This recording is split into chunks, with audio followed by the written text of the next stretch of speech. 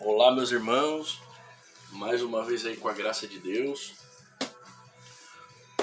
Primeira carta de Pedro, né? Continuando aí, epístolas de Pedro. Hoje é 1 Pedro capítulo 4, né? Aí depois nós encerramos no próximo vídeo com o capítulo 5, a primeira epístola. E depois, se Deus quiser, do capítulo 5 temos a segunda Pedro, né? Que vai estar tudo na playlist do Epístolas de Pedro, né? 1 Pedro capítulo 4, né, hoje. E só para deixar firmado ali no último vídeo, que no capítulo 3 ali que ele estava falando da mulher, em outras cartas ele fala de como se comportar na igreja, né? Até no que ele fala que a mulher vai lá mais para aprender, mais para ouvir, né? Mas o que eu quis dizer é que a obra da mulher é essa aqui, né? Com o marido, com os filhos, na sociedade, né? Na verdade de todos nós, né, meus irmãos? No dia a dia, né? Só que nós homens e mulheres, nós maridos, né, casados, somos feitos para nos reunirmos como os irmãos, nos ajudar, orar uns pelos outros, visitar uns os outros, ou se estiver longe, em oração, né? Coisa que até eu tenho que fazer bastante. Mas Deus sabe todas as coisas, né? Hoje nós temos bastante tecnologia. Hoje tu pode falar com o irmão no vídeo, não tem? Então, que nem Paulo escrevia pro irmão que estava lá na outra cidade. Então, para ele ver o cara, ele tinha que ir lá, né? Ou carta. Mas ver ao vivo ele não conseguia, né? Então ele tinha que ir lá quando dava, né? Como nós também até 20, 30 anos atrás aí, né? Então hoje não, né? Hoje, graças a Deus, tem um amigo lá na China que fala pro cara: ô, meu irmão, pô, como é que tá aí? O cara te mostra a casa, mostra a família, o cara lá de qualquer jeito. Pô, bom te ver, aí tu vê o astral do cara, vocês estão ali, né? Como diz Paulo nas cartas, ele falava: eu não tô aí, mas tô em espírito. Aí ali tu tá no audiovisual e em espírito, né? Então, 1 Pedro, capítulo 4. Portanto, uma vez que o Messias sofreu fisicamente, arme-se também do mesmo propósito, pois todo aquele que sofreu fisicamente rompeu com o pecado, com o resultado de que ele viverá o restante de sua vida terrena não mais controlado por desejos humanos, mas pela vontade de Deus. Porque vocês já gastaram tempo suficiente vivendo da forma que os pagãos espirituais, né, que os pagãos desejavam que vivessem. Em libertinagem, lascívia, embriaguez, orgias, festas desenfreadas e na adoração de ídolos. Eles acham estranho que vocês não se lancem com eles no mesmo fluxo de dissolução, e por isso o insultam. Entretanto, eles terão de prestar contas àquele que está pronto para julgar os vivos e os mortos. Este é o motivo pelo qual ele foi anunciado aos que morreram, de modo que, ainda que fisicamente recebam o juízo comum a toda a humanidade, possam viver pelo Espírito da forma provida por Deus. O cumprimento do objetivo de todas as coisas está próximo. Portanto, mantenham-se alertas e tenham autocontrole para poderem orar. Sobretudo, mantenham ativamente o amor um pelos outros, porque o amor cobre muitos pecados, né? Recebam uns aos outros em suas casas sem reclamação. Pelo fato de cada um ter recebido algum dom espiritual, deve usá-lo para servir aos outros, como bons administradores da graça multiforme de Deus. Que não é só para um ou para uns, é multiforme, né? Se alguém fala, que fale as palavras de Deus. Se alguém serve, que faça na força suprida por Deus, para que em tudo Deus seja glorificado mediante Jesus o Cristo. A Ele sejam glória e o poder para todos sempre. Amém, né, meus irmãos? Versículo 12. Queridos amigos, não considere estranha a provação abrasadora que ocorre entre vocês para testá-los, como se algo extraordinário lhes ocorresse. Em vez disso, alegre-se à medida que participam dos sofrimentos do Messias, para que vocês também exultem quando sua Shekinah for revelada. Se vocês são insultados por causa do nome do Messias, quão abençoados são, porque o Espírito da Shekinah, isso é, o Espírito de Deus, está sobre vocês. Que nenhum de vocês sofra por ser assassino, né? Deixa eu botar aqui. Que nenhum de vocês, versículo 15, que nenhum de vocês sofra por ser assassino, ladrão, criminoso ou alguém intrometido em assuntos alheios. Contudo, caso alguém sofra por ser cristão, não se envergonhe, mas dê glória a Deus pela forma com que porta esse nome. Porque chegou o tempo para o início do juízo. Ele começa pela casa de Deus. E se principia conosco, qual será o resultado para aqueles que desobedecem às boas novas de Deus, né? Se o justo é libertado por um triste, qual será o fim do ímpio e pecador? Portanto, deixem os que sofrem segundo a vontade de Deus confiar a si mesmos ao Criador fiel e à continuidade da prática do que é bom. Palavra poderosa, né, meus irmãos? Então, esse texto aqui eu já li bem pausadamente porque ele já explica tudo, né? Paulo está falando aquilo que a gente falou. Hoje, pessoal, Jesus vai vir. Cara, tá ali, ó, no versículo 7 do capítulo 4. Ó, cumprimento do objetivo de todas as coisas tá próximo. Eles já estavam esperando desde a época que Jesus subiu. Eles não esperavam como se fosse... Eles sabiam que eles não sabiam a hora. Tanto é que próprio Paulo escreveu várias vezes a carta falando: nós, os que estivermos vivos, vamos ser arrebatados. E nós temos esperança ainda de ser arrebatado? Ou nós, cada um quer... Eu falo nós, eu também, a nossa carne, né? Cada um quer viver a sua vida, como foi lá no Antigo Testamento, todo mundo morrer velhinho e só se dá bem, só se dá bem, só se dá bem. Morrer dormindo, sem nenhum sofrimento, bem velhinho, vai dormir, não acorda mais. Quando acorda já tá com os anjinhos no céu, né? Que bom, né? Assim é bom também. Tem alguns que vão ser assim. Mas, apesar da grande tribulação ou das tribulações que a gente passa aqui, a gente tinha que ter esperança de ser arrebatado, meu irmão. Se Jesus vir hoje, você já parou para pensar? Mas por quê?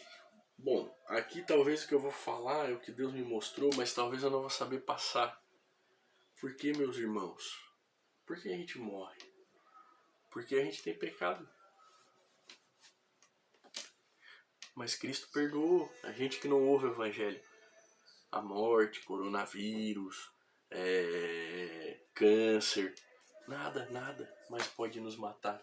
Mas nós estamos aqui com o objetivo, volta para o começo do capítulo, uma vez que Jesus, que o Messias, que Cristo sofreu fisicamente, ou seja, ele por escolha, arme-se também do mesmo propósito. Nós não somos mais merecedores da morte, mas nós morremos pela nossa estadia aqui, por amor a Cristo, por amor ao próximo. E aonde é o amor a Cristo? E no altar que não fala, chega lá.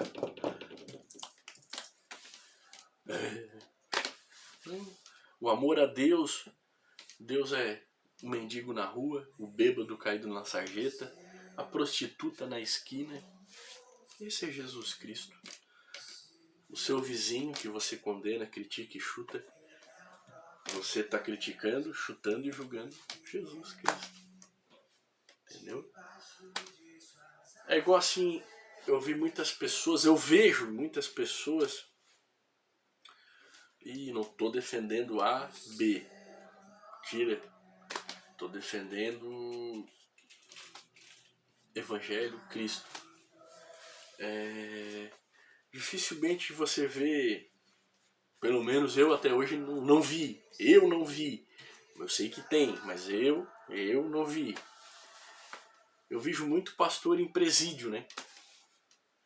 Falar que é malandragem, mas eu não vejo pastor em UTI, pessoas que estão com HN3, R3, sei lá o que, com Covid, sei lá o que, eu não vejo. Mas eles venderam o feijãozinho da cura e o culto da cura não teve por causa da pandemia. Tá entendendo, meus irmãos? E, pô, se esse cara cura, tira o rim, bota o fígado, tira o cérebro, bota de volta, por que ele não foi lá no hospital curar? Porque ele tava com medo de pegar Covid.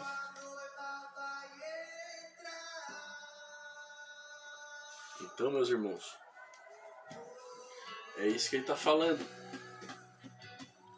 Que Jesus cita: não existe amor maior do que aquele que dá vida pelo seu irmão. Ele deu a vida por nós. Não existe amor maior que o dele por nós. Entende? Então, quando eu estou falando aqui espiritualmente, quando Jesus fala que a gente, em vez de perder o tempo com farra, com eu, nós já gastemos, nós já estamos perdoados disso aí que não serve para nada. Com minha faculdade, perder tempo com minha riqueza, perder tempo com minhas farras. E afinal, como já foi falado aqui, fazem mal para mim. Perco tempo com vida, amando ao próximo, dando a vida pelo próximo, assim como Cristo fez.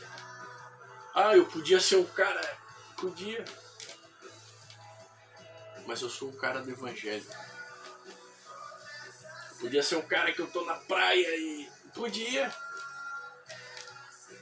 mas eu sou um cara que eu tô anunciando a verdade e a vida. E anunciar Cristo, meus irmãos, eu aprendi também. Não é como a gente vê eles fazendo versículo bíblico. Meu irmão, eu já fiz isso. E a pessoa chegou até mim e eu não tinha nada para oferecer. Porque tá aí no papel aí, tá aí. A obra de Deus. Tá aí. Mas e a obra de Deus aqui? E o abraço em quem precisa ser abraçado? E a minha vida dada pelo meu próximo? E a sua? É muito fácil estar lá na igreja, né? Não estou dizendo, tem pessoas que têm o Espírito Santo, mas as pessoas que têm o Espírito Santo ali é diferente. Tá, meus irmãos? É diferente. O falar em línguas é diferente. Tá? As profecias que Deus manda é diferente. Não é qualquer coisa de qualquer jeito. Não é sem sentido. Não é coisas óbvias. O vento vai soprar na tua vida. O vento vai soprar na vida de todo mundo esse ano, meus irmãos. Tu vai passar dificuldade. Todo mundo vai passar dificuldade. Ou tu vai ter alegrias.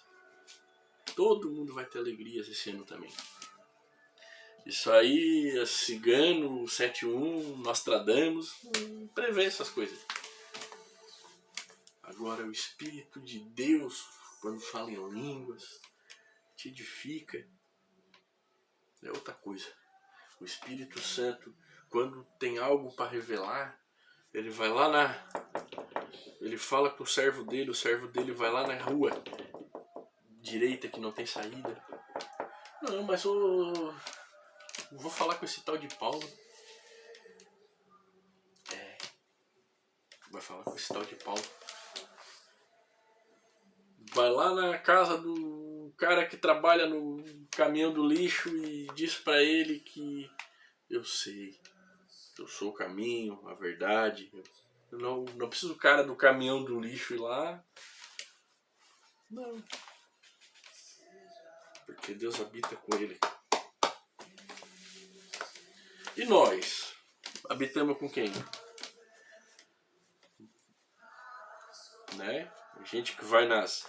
Porque é isso que eu falo, meus irmãos. As instituições são carnais. As instituições são obras da carne. O local de reunião não tem que ser algo, um local onde é imposição, onde eu tenho que ficar olhando pro relógio porque eu quero ir embora. Não. O local de reunião tem que ser espontâneo. Tem que ser verdadeiro. Só um testemunho para vocês aqui, não me achando porque não é eu, porque eu também aprendi. Mas às vezes que eu reuni aqui com a minha família, às vezes que eu me reuni na casa de amigos, de casais, amigo meus, Douglas, a esposa dele, que Deus abençoe. Às vezes que teve um irmão que veio aqui, um jovem, que Deus tem algo muito grande também. Foram as coisas mais espontâneas. E não dava mais vontade de... Não dá mais vontade de parar. Porque é uma família. Uma reunião que você fazer talvez lá na grama da sua cidade. Com quem você sabe que tem Cristo. Não quem vai... Também vai aparecer gente no meio que a gente sabe. Então também você não vai levar todo mundo para sua casa, né, meus irmãos? A gente tem que ser prudente, né? Mas tem os seus amigos, tem casais amigos seus, tem parentes seus, que isso não são só irmão na fé, como são irmãos e parentes na vida. Mora até na mesma rua que você. E veja o que vocês podem fazer pelo vizinho, pelo fulano, pelo ciclano. Vejam, mas não chega lá sendo fariseu. Sou religioso, minha roupinha. A paz do Senhor, meu irmão. Sejam como Cristo. Ô, meu querido, dá um pouco dessa água aí pra mim beber. Ô, tu fala comigo. Eu vim aqui por causa de ti. Não é tu que tá aqui por causa de mim, é eu que tô aqui por causa de ti. Bom, meus irmãos, que Deus nos abençoe no nome de Jesus. E que intercedamos uns pelos outros nas nossas orações. Deus abençoe no nome de Jesus. Amém.